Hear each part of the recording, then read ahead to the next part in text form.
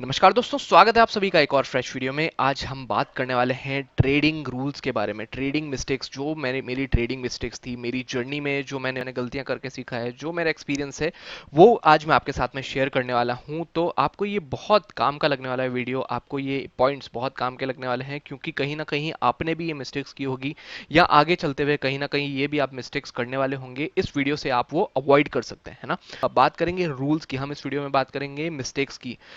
जैसे कि आपको पता है कि हर गेम में रूल्स होते हैं, हमारी लाइफ में भी कुछ रूल्स होते हैं। दो तरीके के रूल्स होते हैं बेसिकली। एक यूनिवर्सल रूल्स होते हैं, दूसरे मैन मेड रूल्स होते हैं जो हमने खुद ने बनाए होते हैं ना।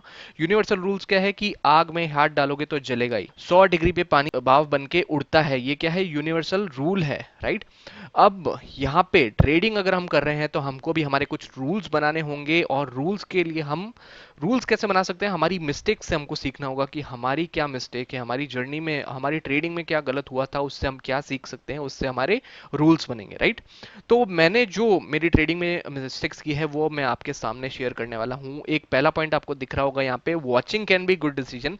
ये जरूरी नहीं है कि आप डेली ट्रेड करो, ये जरूरी नहीं है कि आप हर रोज ट्रेड करो। हाँ, मार्केट को हर रोज जरूर देख सकते हो, पर मार्केट को ट्रेड करना जरूरी नहीं है। आपको अंदर से फील आ रहा है कि मार्केट आज साइडवेज हो सकता है, मार्केट आज अच्छे पॉइंट्स नहीं दे सकता है, या मार्केट में बायर सेलर दोनों फंस सकते हैं, तो आपका ये अंदर का फील है, आपको एक गट फीलिंग आ रही है कि नहीं चल सकता, आपको चार्ट पे दिख रहा है कि नहीं, मुझे लग रहा है कि मार्केट आज यहाँ पे ही रह जाएगा, तो आपका ये डिसीजन हो गया, आपका एक रूल हो गया, आपको ट्रेड नहीं करना है। चाहे मार्केट आज वहां से 1000 पॉइंट ऊपर चला जाए, 2000 पॉइंट नीचे आ जाए, आपको उससे कोई फर्क नहीं पड़ता, क्योंकि ये आपने डिसाइड करके रखा है। आपको अपनी रूल्स को फॉलो करना है, आपको वो रूल ब्रेक नहीं करना है।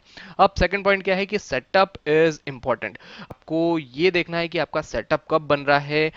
हो सकता है वो एम पैटर्न का सेटअप हो सकता है वो हेड एंड शोल्डर हो सकता है आप फिबोनाची पे ट्रेड करते हो, मूविंग एवरेज पे ट्रेड करते हो, या जो भी आपका सेटअप है, डे का हाई हो गया, डे का लो हो गया, क्लोज प्राइस हो गया, उसके ऊपर ट्रेड करेगा तो मैं ट्रेड लूंगा। तो जो भी आपका सेटअप है उस पर आप उसका वेट कर सकते हो। आपको फोमो में एंट्री नहीं लेनी है। हो कि फोमो का मतलब क्या है, फियर ऑफ मिसिंग आउट। इसका मतलब क्या है कि जल्दबाजी में हम ट्रेड ले लेते हैं, मार्केट ऊपर जा रहा है, कंटिन्यूसली ऊपर जा रहा है, हमने वहां पे ट्रेड किया, उसके बाद में क्या होता है कि मार्केट ऊपर गया, ट्रेड यहाँ पे हमने कॉल साइड का ट्रेड लिया, मार्केट यहाँ से वापस नीचे आ गया और हमारा स्टॉप लॉस हिट हो गया। तो ये क्या हो गया, ये फोमो ट्रेड हो गया, वहां पे आपके लॉसेस बड़े होने वाले हैं। आपको ये चीज ध्यान रखनी है, आपको कभी भी फोमो एंट्री नहीं करनी है।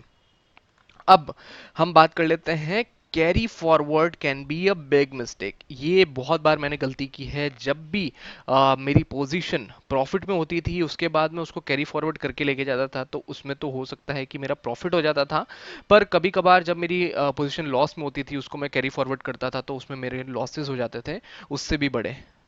एक एक दिन में पूरा कैपिटल भी वाइप आउट किया है। तो वो आपको ध्यान रखना है कि आपको कैसे ट्रेड करना है। आपको कैरी फॉरवर्ड तभी करना है जब आपकी पोजीशन, ऑप्शंस की पोजीशन, वो प्रॉफिट में हो, कम से कम 30% प्रॉफिट में हो, 40% प्रॉफिट में हो। उसके बाद में भी आप 70%, जैसे मान लीजिए आपने 100 शेयर्स लिए हैं, तो आपको क्या करना है, 75 शेयर्स आपको बुक करने हैं, उसके बाद में 25 शेयर्स आप कैरी फॉरवर्ड कर सकते हैं नेक्स्ट डे के लिए, जहां पे हो सकता है कि मार्केट आपके ही डायरेक्शन में खुले और आपको और ज्यादा अच्छे प्रॉफिट्स हो।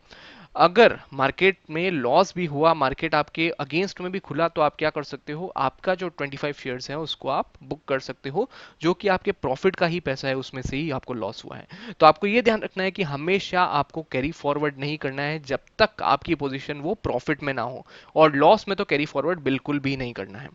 फोर्थ पॉइंट है यहाँ पे, ट्रेंड एंड पोजीशन साइजिंग। ये बहुत ही इंपॉर्टेंट चीज है, ट्रेंड। तो सबसे पहले कि मार्केट का ट्रेंड डाउन साइड में है और आपका सेटअप बन रहा है अप साइड में, तो आप क्या करोगे, वहां पे आपकी पोजीशन साइजिंग को कम करोगे, वहां पे आप 50 शेयर ही लोगे जहां पे आप 100 शेयर लेने वाले थे, राइट।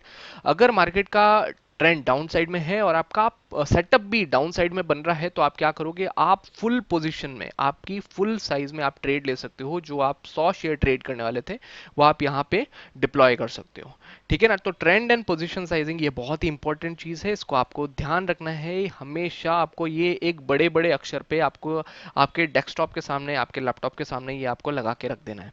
उसके बाद में एवरेजिंग, कभी भी आप उस पोजीशन को एवरेज ना करें जो आपकी पोजीशन 10 से 20% लॉस दिखा के फिर वो प्रॉफिट में आ रही है, उससे हो क्या सकता है कि मार्केट आपको 3 4 5% प्रॉफिट दिखाएगा, उसके बाद में वहां से आप फिर से मार्केट रिवर्स हो सकता है, तो उसमें आपके लॉसेज हो सकते हैं। तो कभी भी उस पोजीशन को आप एवरेज नहीं करना।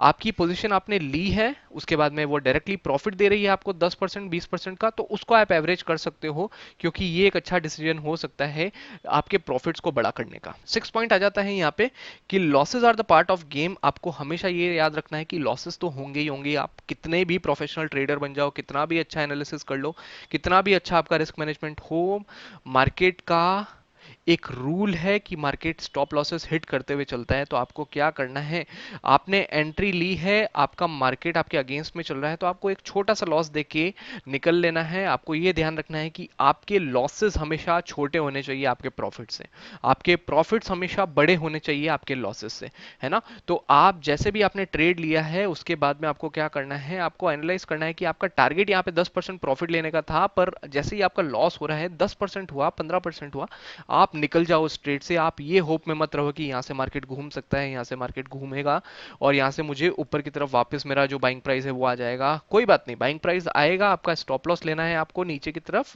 बाइंग प्राइस आएगा आपका, आपको वापस से री एंट्री करनी है। जब टारगेट्स होंगे, जब आपके प्रॉफिट्स के टारगेट होंगे, तो आपको बड़े टारगेट्स लेने हैं। उसके बाद में जो मेन इंपॉर्टेंट पॉइंट है, एग्जिट। आपका ट्रेड अगर आपके अगेंस्ट में जा रहा है, तो जल्दी से जल्दी आपको आपकी पोजीशन को एग्जिट करना है। आपको लग रहा है कि मार्केट यहां से रिवर्स हो रहा है, आपने आपके सेटअप पे ट्रेड तो लिया था, पर वो मार्केट क्या है कि आपके अगेंस्ट में जा रहा है, तो आपको क्या करना है कि जल्दी से जल्दी उस पोजीशन को काटना है। भी आपको चार्ट पे दिख रहा है कि हाँ अब नया सेटअप बन रहा है, तब आप वहां पे वापस री एंट्री कर सकते हो, है ना। तो आपको एग्जिट करना है जल्दी से जल्दी, जितना हो सके उतना जल्दी, क्योंकि आपके लॉसेस बड़े होने नहीं चाहिए। डिसाइड, आपको हमेशा ये डिसाइड करके मार्केट में आना है कि आज आप स्मॉल लॉसेस स्मॉल प्रॉफिट लेने वाले हो, कि आप बड़े टारगेट्स के लिए वेट करोगे। क्योंकि होगा क्या ना कि मार्केट जब एक ट्रेंड में चलता है और आपने डिसाइड किया है कि आपको छोटे प्रॉफिट छोटे लॉस देने हैं, मार्केट ने आपको एक अच्छा प्रॉफिट दे दिया है जो कि 1,000 रुपए का प्रॉफिट है, या 2,000 रुपए का प्रॉफिट है, या 3,000 रुपए का प्रॉफिट है, अब वहां पे एग्जिट हो गए, उसके बाद में मार्केट वहां से 10,000 रुपए का प्रॉफिट भी दिखा रहा है आपको। आपने तो एग्जिट किया है 2,000 रुपए पे, आपका प्रॉफिट आपको वहां पे दिखा रहा है 10,000 रुपए की। हो सकता था वहां पे 10,000 रुपए का आपका प्रॉफिट हो जाए, मार्केट में चार्ट देख के आपको पता चल रहा है कि अरे यार मैं नहीं निकलता तो यहाँ पे मेरा 10,000 का प्रॉफिट होता।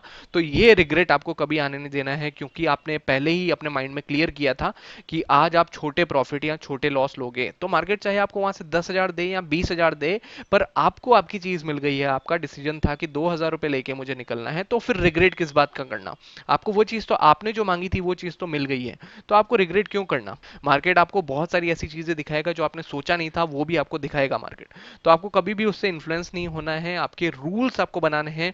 अगर वो चीज हो रही है, आपके रूल बुक में है, तो डेफिनेटली वो फाइन है। उसके बाद में है ओवर एनालिसिस। हम क्या करते हैं ना कि मार्केट में हमने जब भी एंट्री ली है, मान लीजिए एंट्री ली और मार्केट में वो हमारा जो पोजीशन है वो हमारे अगेंस्ट में जा रहा है, तो हम क्या करेंगे, हम एनालिसिस करने लग जाते हैं कि नहीं यहाँ पे ये ट्रेंड लाइन है और यहाँ पे ये सपोर्ट लेके फिर ऊपर जा सकता है, या तो ये मूविंग एवरेज आ रहा है, यहाँ पे ये फिर सपोर्ट लेके ये ऊपर जाएगा, या मेरी बाइंग प्राइस है वो फिर आ जाएगी, या ये प्रॉफिट में आ जाएगा। जबकि आपको वो ट्रेड 10% लॉस दिखा रहा है, 20% लॉस दिखा रहा है, तो आपका वहां पे क्या आपको करना है, आपको वहां पे उस ट्रेड को एग्जिट करना है। क्योंकि आपने जो डिसाइड किया था कि या तो मैं 10% का लॉस लूंगा या 20% का मैं प्रॉफिट लूंगा, तो 10% का यहाँ पे आपको लॉस बताने लग गया है आपका ट्रेड, फिर भी आप एग्जिट नहीं हो रहे हो, आप एंट्री लेने के बाद भी एनालिसिस कर रहे हो, तो ये सबसे गलत चीज है। आपको एनालिसिस हमेशा तब करना है एंट्री लेने से पहले।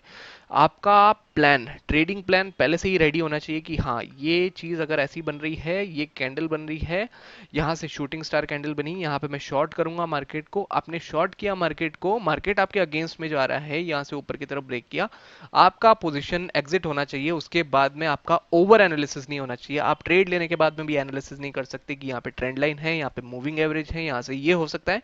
आपको हमेशा आपके रूल्स को फॉलो करना है।